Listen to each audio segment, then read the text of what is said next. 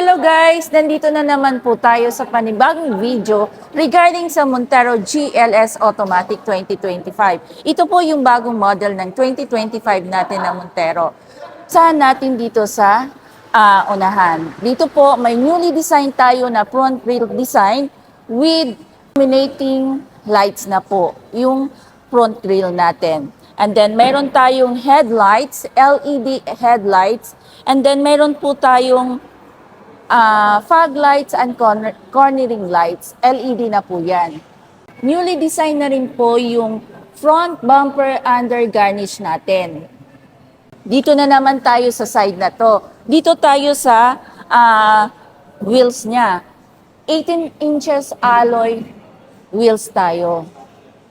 Makikita nyo po, bagong design na po natin yung wheels po ng 2025 model. So, compare po sa 2024, mas maganda po ngayon ang 2025 na mags natin.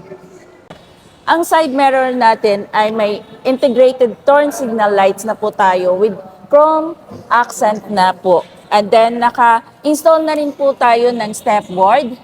And then, ang unit natin na Montero GLS Automatic is keyless operating system na tayo. Open natin yung driver side. Dito na po tayo sa loob. So, dito muna tayo sa front side ng driver side. So, ang ano natin is naka-leather wrap na po tayo. With holder tayo and then may button tayo dito. Window with central door lock na po tayo.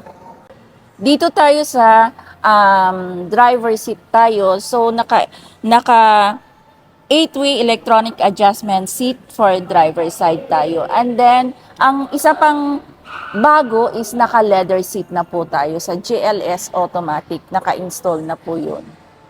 Naka-push start na po tayo sa GLS Automatic.